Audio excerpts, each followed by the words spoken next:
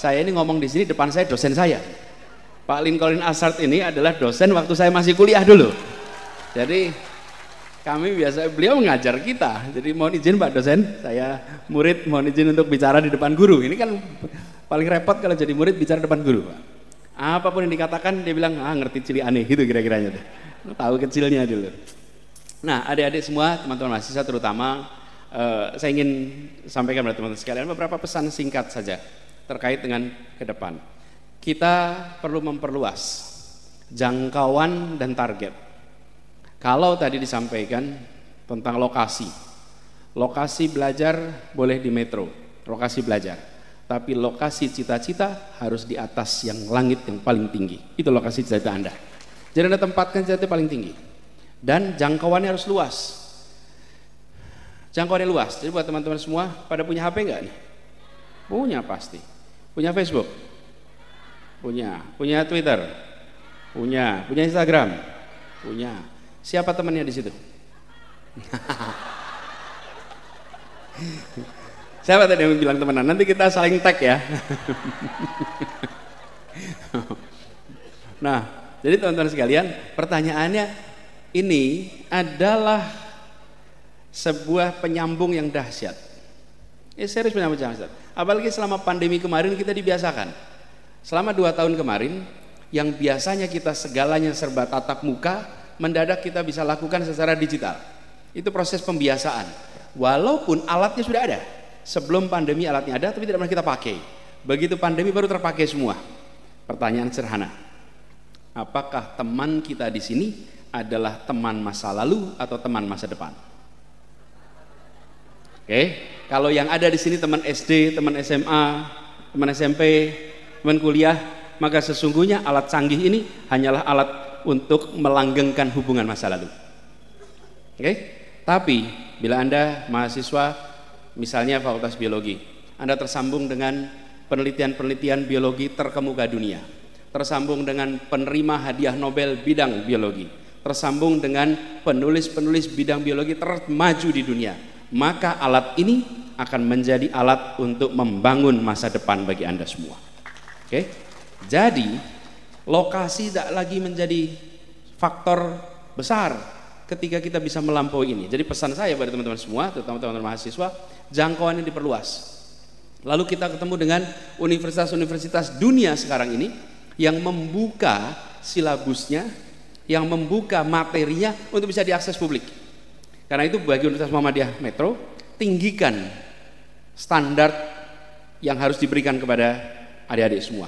Termasuk adik-adik semua belajar tinggikan standarnya. Yang dikhawatirkan teman-teman seringkali begini, bukan kita gagal meraih target. Yang dikhawatirkan itu adalah kita berhasil meraih target dan targetnya terlalu rendah. Oke? Ketika targetnya itu rendah, tercapai puas. Sementara sesungguhnya targetnya rendah. Tinggikan target itu. Karena itu setarakan bagi mahasiswa yang kuliah di Metro, jangan setarakan dengan Bandar Lampung, jangan setarakan dengan Jakarta. Jangan setarakan dengan Bandung, jangan setarakan dengan Jakarta, tapi setarakan dengan Jogja, setarakan dengan anak-anak yang kuliah di universitas-universitas terbaik dunia. Setarakan ke situ. Sehingga lompatannya itu jauh. Nanti teman-teman semua akan punya jangkauan prestasi yang insya Allah akan membanggakan bagi universitas ini. Jadi buat teman-teman semua yang saya hormati, gunakan kesempatan, manfaatkan teknologi ini untuk melakukan lompatan target. Dan kami berharap, kalau boleh saya usul pada teman-teman semua, terutama yang masih mahasiswa, aktiflah. Aktif di mana? Di kelas dan luar kelas. Jangan aktif di luar kelas, di dalam kelasnya pasif. Aktif vistulen di luar, masuk kelas absennya banyak sekali. Sebaliknya, rajin di kelas tapi di luar. Dulu ini pengalaman saya kuliah, ini ada Pak dosen di sini. Saya kalau ditanya ngambil berapa SKS, saya bilang saya ambil 24 Pak. 18 di kelas, 6 di luar. Iya, berapa? 24. 18 di dalam, kan nggak mungkin saya ambil banyak-banyak kalau kegiatan di luarnya penuh sekali, nggak apa-apa. Tapi saya anggap itu sebagai SKS. Dan ini teman-teman sekalian, kenapa? Karena tidak bisa diulang masa kuliah ini. Saya ingatkan, setelah lulus Anda tidak bisa kembali lagi mengulang masa ini. Ini masa terindah yang tidak bisa diulang, namanya masa kuliah, tidak bisa diulang gitu. Anda tidak bisa lagi kembali dan mengulang periode hidup Anda antara usia 18 sampai 24 ini rata-rata. Ada juga yang lebih lama lagi sebetulnya ya. Tapi kira-kira usia ini 18 sampai 24 itu range tidak bisa diulang. Jadi saya usul pada Anda semua, lakukan kegiatan di dalam kelas dan di luar kelas. Aktiflah apapun aktivitasnya. Kalau ada mahasiswa yang waktunya longgar, you have a problem. Kalau ada mahasiswa yang kerepotan ngatur waktu karena kegiatannya banyak, Anda di jalan yang lempang, Anda di jalan menuju sukses. Kalau Anda kerepotan ngatur jadwal, tapi kalau Anda kelebihan waktu, ada sesuatu yang salah dengan Anda.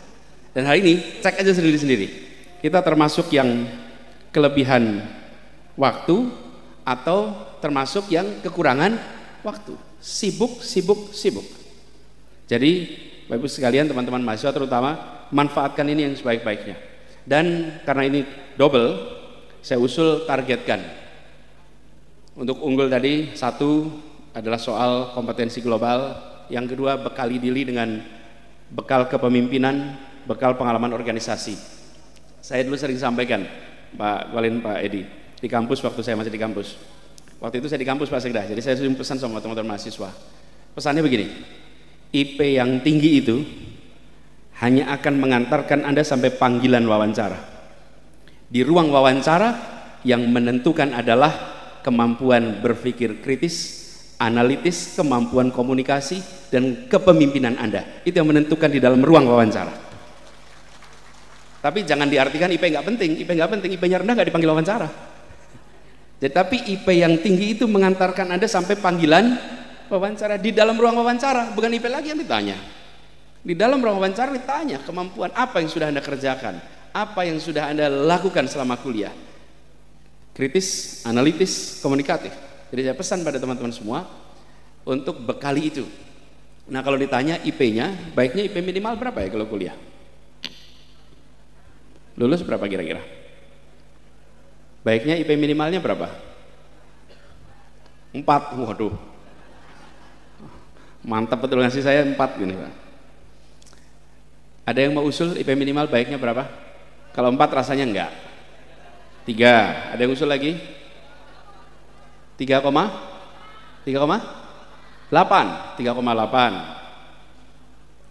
Teman-teman sekalian, saya usul nih, targetkan IP minimal. Caranya tengok syarat beasiswa S2. Oke? Apa itu syarat beasiswa S2? Lihat syaratnya, Anda harus di atas syarat itu aja.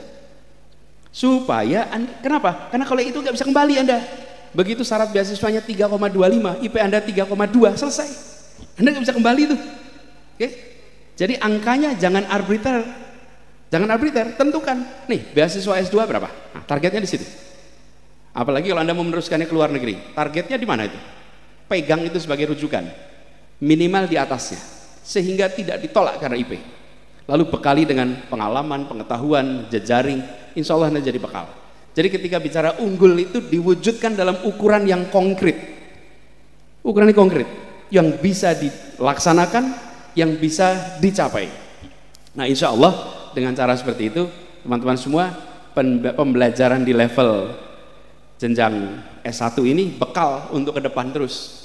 Apalagi ini di kampus Muhammadiyah.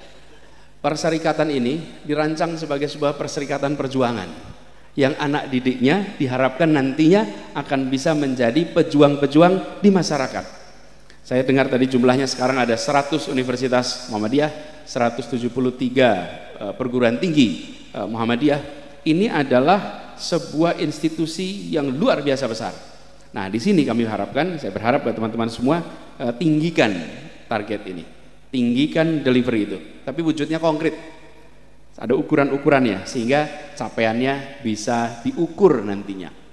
Nah, ini semua juga pada akhirnya kembali pada kita. Saya ini sebetulnya dosen juga, Pak. Saya sedang tugas luar di luar kampus. Saya tidak punya nomor induk pegawai, saya punyanya nomor induk dosen nasional, NIDN, sama seperti Bapak Ibu sekalian. Jadi saya sedang tugas luar. Nanti kalau sudah selesai itu semua ya saya akan kembali lagi ke kampus. Tapi salah satu pelajaran penting yang saya rasakan ketika berada di dalam wilayah luar kampus, maka kita dihadapkan dalam situasi beda dengan kampus. Ketika kita di kampus kita bikin ada tesis, Ada hipotesis, lalu kita tes, bila benar maka kesimpulannya muncul, tesisnya terbukti, hipotesis terbukti. Kalau di tempat kami, bila terbukti itu berhasil, bila tidak terbukti namanya gagal. Kalau gagal berarti problematik. Kalau di kampus penelitian gagal, kita ulang lagi penelitiannya, kita lakukan penelitian baru, pengembangan ilmu. Nah, ada hal yang penting barangkali bisa bekal untuk semuanya. Ilmu yang kita dapatkan tidak untuk diterapkan, metodenya, ilmunya bukan diterapkan. Ini yang saya ingin garis bawahi. Bukan menerapkan ilmu, tapi menyelesaikan masalah menggunakan ilmu yang kita miliki. Beda sekali itu. Yang satu mengaplikasikan, yang satu menyelesaikan masalah. Orientasinya beda. Efeknya apa? Kadang-kadang karena ilmu saya nuklir, kebutuhannya energi, maka saya bikinnya nuklir. Ilmu saya adalah soal hidro, maka kebutuhan energi saya pakainya hidro. Di luar sana kita membutuhkan situasi di mana semua bisa dipakai, semua bisa dipilih. Nah, berada di luar kampus itu memungkinkan kepada kita semua, kami-kami yang dulunya berada di kampus, untuk bisa memanfaatkan ilmu di dalam menyelesaikan permasalahan. Ini terasa sekali kemarin, Prof sebagai bekas muridnya Pak Lincoln, ketika ketemu pandemi COVID. Ketika ketemu pandemi COVID, itu ujian antara pengambil keputusan yang menggunakan sains dan yang tidak menggunakan sains. Karena barangnya nggak kelihatan, COVID-nya nggak kelihatan. Sesudah berjalan 6 bulan, setahun baru itu mulai kelihatan datanya. Tapi pada saat hari-hari awal nggak kelihatan. Mereka yang mempergunakan ilmu pengetahuan dan mau menggunakan ilmu dan yang tidak. Nah, kita membutuhkan lebih banyak lagi dari masyarakat kita yang bisa menggunakan sains berada di sana. Karena itu bagi para dosen, pada para pengajar, juga tentunya mahasiswa di kemudian hari, bagaimana bisa ikut di dalam proses yang terjadi di masyarakat, di pemerintahan. Memang ada uniknya Pak, di kami itu. Di Indonesia ini ada unik Pak. Kalau ada dosen menjadi caleg, biasanya lingkungannya tanya, buat apa jadi caleg? Biasanya begitu Pak. Kalau ada yang mau jadi bupati juga gitu, buat apa jadi bupati? Saya kadang-kadang heran, bila orang bermasalah masuk politik tidak dipermasalahkan, tapi bila orang tidak bermasalah masuk politik, malah terbalik, bila orang tidak bermasalah masuk politik malah dipermasalahkan, tapi bila orang bermasalah masuk politik tidak dipermasalahkan. Lah kapan politik kita bisa lebih sehat? Bila mereka-mereka yang berada di wilayah ini tidak mau berada ke dalam wilayah politik. Tapi tidak usah semuanya, semuanya repot juga gitu. Tapi pesannya apa? Apa yang didapat di kampus, bekal berpikir sistematis, berpikir terstruktur, analitik, kritis, itu bekal yang luar biasa untuk mengambil keputusan-keputusan yang ada di wilayah politik, wilayah kemasyarakatan. Dan inilah bedanya antara menerapkan ilmu dengan kita menyelesaikan masalah menggunakan ilmu yang kita miliki. Jadi sekali lagi ini kalau boleh pesan buat adik-adik semuanya, saya berharap suatu saat nanti akan lebih banyak lagi dari teman-teman adik-adik yang mau berkiprah di masyarakat. Tapi pesannya selama kuliah gunakan dua-duanya, di dalam kelas dan di luar kelas. Insya Allah itu akan menjadi bekal bagi kita semua. Indonesia ke depan tantangannya besar.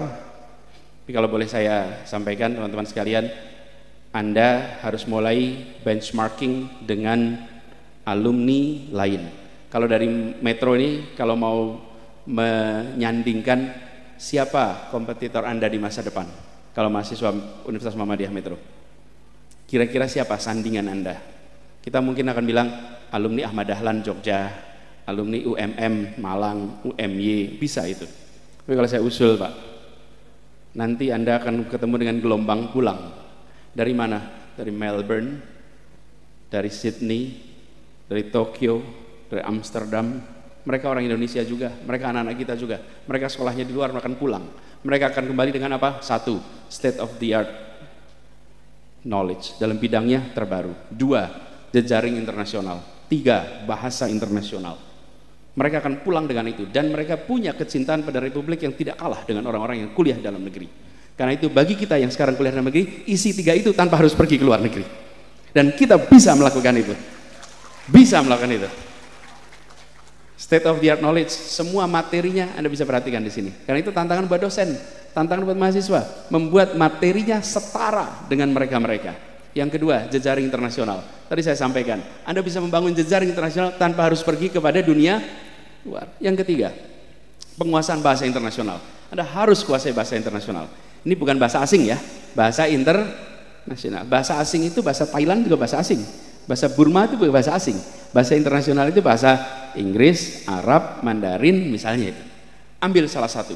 Gunakan 3 ini. Jadi saya pesan kepada semua, mau unggulan ke depan 3 ini. Kenapa? Karena Anda akan ketemu dengan generasi baru yang pulang dari mana-mana dan mereka akan mewarnai Indonesia. Insya Allah mahasiswa Universitas Muhammadiyah Metro akan bisa menjadi pemenang di masa depan. Semoga kita semua dimudahkan dalam jalan amanat ini, dan izinkan saya mengakhiri sekaligus